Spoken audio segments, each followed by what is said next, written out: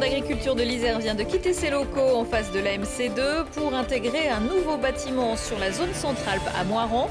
2500 mètres carrés pour la nouvelle chambre, mais aussi les locaux de la FDSEA, du journal La Terre Dauphinoise et de la structure de conseil A10. La Matésine, terre de lacs, de trails, de petits trains, mais aussi de veaux, vaches, cochons, mursons et autres spécialités locales. Le premier salon de l'agriculture et de l'alimentation de la Matésine se tiendra à la fin de la semaine. Le programme avec Fabien Mulic, vice-président de la communauté de communes.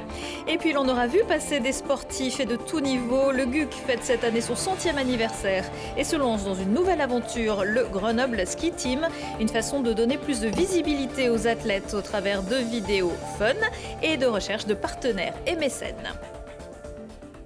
Bonsoir à tous, je suis ravie de vous retrouver dans ce JT du mardi 27 septembre 2022, du lundi au vendredi à partir de 18h, l'essentiel de l'actualité du Grand Grenoble. L'affaire Fusée serait-elle un pétard mouillé? Lors de la deuxième journée d'audience du tribunal correctionnel de Valence, le procureur de la République n'a prononcé aucune peine à l'encontre d'Éric Piolle, n'a requis aucune peine. Pour le magistrat du parquet, il n'y a pas le début d'un commencement de preuve que le maire de Grenoble ait voulu apporter une faveur à l'association Fusée. En 2015, ce n'est pas lui qui signe la convention pour la fête des Tuiles et en 2016, il signe au parapheur, quelque chose que ses services lui ont présenté. Le procureur n'a pas demandé de peine pour l'ancienne agente du service achat ni pour l'ex-directeur général des services. Il a requis une amende pour les deux personnes de Fusée, ainsi que pour l'ancien directeur de la communication de la ville et l'ancien directeur général adjoint. Le procureur laisse le tribunal apprécier s'il est ou non question de commande artistique ou d'organisation. Le jugement devrait être mis en délibéré. Ni en bois, ni en paille, ni en briques, la nouvelle maison de l'agriculture de l'Isère est sortie de terre avant l'été. Les équipes, une centaine de personnes, ont rejoint les bâtiments flambant neufs il y a quelques semaines. Et lundi soir, c'était le moment de l'inauguration officielle à laquelle Arthur Glory assistait. Et il n'était pas tout seul, vous allez le voir, il a fallu serrer un peu le cadre pour la photo officielle. Un tout nouveau lieu où les agriculteurs viendront échanger, prévoir ou encore s'adapter. La Maison des agriculteurs a élu domicile à Moirans. La Chambre d'agriculture, la FDSEA de l'Isère et son journal agricole Terre Dauphinoise ainsi qu'A10 ont choisi d'implanter leur siège dans la zone d'activité Centralpe. Un rouage indispensable pour la transition agricole que subit le secteur. C'est vraiment le siège de la Chambre d'agriculture. Donc on retrouve l'ensemble de ses services consulaires. Donc là-dessus avec le volet conseil, le volet d'avis qu'on donne aussi pour différents dossiers. Et puis après tout ce qui est conseil et surtout donc vraiment d'être là aux côtés des agriculteurs dans leurs projets, quels qu'ils soient. Avec 80% de la consommation électrique produite par des panneaux photovoltaïques et un système de refroidissement assuré par des poutres froides, ces nouveaux locaux prennent compte des enjeux environnementaux. La Chambre d'agriculture a quand même une vraie politique, une philosophie quand même de vie et on a voulu un bâtiment qui leur ressemble. Et le travail qu'on a fait avec eux, c'est essayer de positionner en fait la production locale, le bois de Chartreuse en l'occurrence, dans le bâtiment. De mettre aussi du béton qui est plutôt bas carbone de chez Vicat aussi sur cette construction. Donc chaque fois qu'on a fait un geste, on a essayé de diminuer notre impact carbone. Le département subventionne le projet à hauteur de 500 000 € et compte faire le lien entre les différentes communes de l'Isère. Le département, alors que ce n'est pas une compétence obligatoire, consacre chaque année 10 millions d'euros à l'agriculture, participe au financement de la Chambre, parce que pour nous c'est important d'avoir une Chambre d'agriculture forte, parce que c'est un interlocuteur pour nous incontournable. Avec un peu moins de 5000 exploitations agricoles pour quelques 6700 salariés selon Agreste, l'agriculture iséroise, comme dans le reste de la France, est en récession. Ce nouvel outil de travail devrait permettre l'émergence de nouveaux projets. Et cette année, la Chambre d'agriculture de l'Isère a aidé plus de 120 installations. L'agriculture, ses agriculteurs, ses produits, mais aussi l'alimentation en Matésine seront au cœur du premier salon de l'agriculture et de l'alimentation en Matésine qui aura lieu samedi à Suville. Fabien Mulic, bonsoir. Bonsoir. Et vous êtes vice-président de la communauté de communes de la Matésine, délégué à l'agriculture et à la montagne. Un petit point géographique pour les téléspectateurs qui ne seraient pas très au fait de toute la géographie iséroise. Si vous deviez nous tracer les contours de la Matésine. La Matésine, c'est au sommet de la côte de la Fraye. Ça s'étend jusqu'à Corps au sud et de Valjoufray jusqu'à Monténard d'est en ouest. Avec une grande partie donc de la route Napoléon. Tout à fait. Alors, ce salon, vous l'avez voulu pour quelle raison ? La Matésine est un vrai territoire rural. Il y a près de 180 exploitations sur ce secteur. Et surtout, on n'a plus d'événements liés à l'agriculture. Et on a besoin de reconnecter aujourd'hui les consommateurs avec les pratiques agricoles, à la fois pour comprendre comment ça marche, mais aussi parce qu'il y a une vraie demande sociétale sur ce type de produits, de proximité, de qualité, et puis la volonté, et puis de se dire aussi que c'est une facette économique incontournable et que donc c'est aussi aux consommateurs de la faire vivre. La Matésine, c'est une zone plutôt montagneuse. Ça implique une agriculture particulière. Oui, alors c'est plutôt de la polyculture avec beaucoup d'élevage, un petit peu de céréales, mais aujourd'hui avec les nouvelles pratiques, notamment le maraîchage et la transformation sur place, je pense à tout ce qui est transformation fromagère, on arrive à avoir un panel de produits qui est super intéressant, mais tous les habitants de la Matésine et des alentours ne le connaissent pas forcément, ne savent pas qu'il y a telle et telle production à côté de chez eux. Donc c'est ça qu'on veut mettre en lien. Donc ce salon, il s'adresse finalement aussi beaucoup aux habitants même du territoire.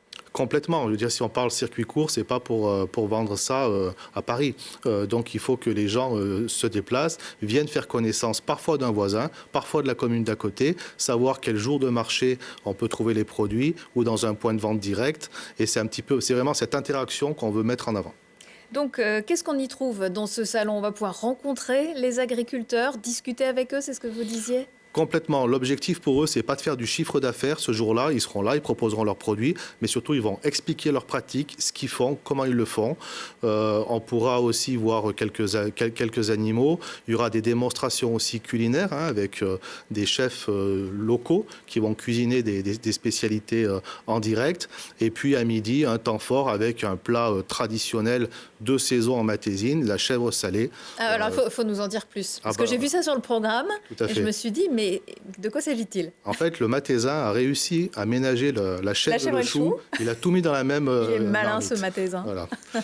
Et en fait, c'est une vieille recette parce que les anciens ne gardaient pas ces vieilles chèvres pour passer l'hiver.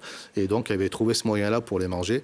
Et d'un plat de pauvre, on a fait aujourd'hui un plat de fête saisonnier une fois dans l'année, quoi. C'est un événement sur lequel vous voulez associer vraiment les familles, les enfants, parce que ça commence aussi dès le plus jeune âge, cette culture de la bonne alimentation. Oui, complètement. Et d'ailleurs, même la veille, on aura une journée plus professionnelle où on a invité tous les gestionnaires de cantines scolaires, primaires et collèges, à venir voir un petit peu comment on peut intégrer ces produits locaux dans les menus. Aujourd'hui, le bio et le local sont attendus par les parents, mais aussi par les enfants. Et il faut vraiment arriver à les intégrer dans les menus et donner le goût. Voilà. Et puis les questions de saisonnalité. Bien sûr. C'est des choses qu'il faut mettre en avant. Vous, c'est quoi votre menu préféré matézin ? C'est le mûrson.